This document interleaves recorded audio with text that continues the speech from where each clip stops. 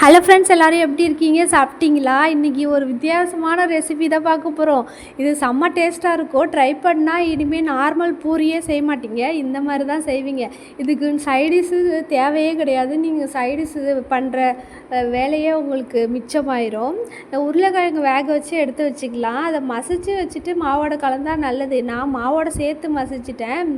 1 cup கோதுமை மாவு, கொஞ்சம் உப்பு சேர்த்துட்டு அது கூட கொஞ்சம் மஞ்சத்தூள், அதுக்கப்புறம் 1 டேபிள் ஸ்பூன் அளவு கண்டிப்பாக சாம்பார் பொடி சேர்க்கணும். அப்போ தான் டேஸ்ட்டாக இருக்கும்.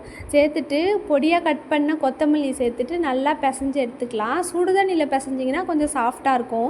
பிசைஞ்சு எடுத்துகிட்டு இந்த மாதிரி உருண்டை பிடிச்சிட்டு ப்ரெஸ் பண்ணிவிட்டு நம்ம சப்பாத்தி பூரி தேய்க்கிற மாதிரி இந்த கட்டையில் தேய்ச்சிக்கலாம்.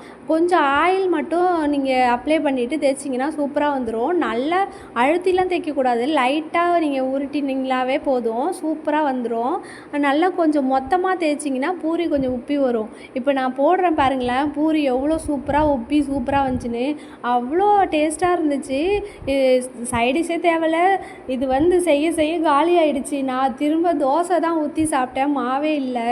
அவ்வளோ சூப்பராக இருக்கும். ட்ரை பண்ணி பார்த்துட்டு எப்படி இருந்ததுன்னு கண்டிப்பாக கமெண்ட் பண்ணுங்கள். நான் இன்றைக்கி ஒரு புக்கில் ஒன்று படித்தேன், அதை உங்கள்கிட்ட ஷேர் பண்ணிக்கலான்னு நினைக்கிறேன். சின்ன வயசில் நம்ம பென்சில் கொடுத்து எழுத வைக்கிறாங்கள்ல, அது மாதிரி கொஞ்சம் நம்ம வளர்ந்து பெருசானதுக்கப்புறம் பேனாவில் எழுதுவோம்.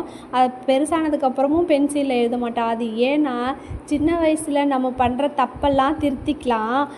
பென்சிலில் எழுதுனா அதை அழிச்சிக்கலாம், பேனாவில் எழுதுனா அது ரொம்ப கஷ்டம் அழிக்கிறது. அதனால பெருசானதுக்கப்புறம் நம்ம செய்கிற தப்பெல்லாம் அழிக்கிறது கொஞ்சம் கஷ்டம். அதனால தான் நம்ம பெருசானதுக்கப்புறம் பேனா கொடுத்து எழுத வைக்கிறாங்க அப்படின்னு சொல்லிட்டு படித்தேன்.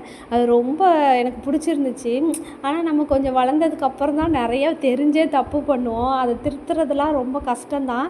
இருந்தாலும் கொஞ்சம் கொஞ்சம் நம்ம என்ன தப்பு பண்ணுறோன்னு அனலைஸ் பண்ணி அதை திருத்திக்க ட்ரை பண்ணணும்.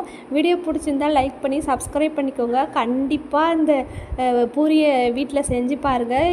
எப்படி இருந்துன்னு சொல்லி கமெண்ட்டில் சொல்லுங்கள்.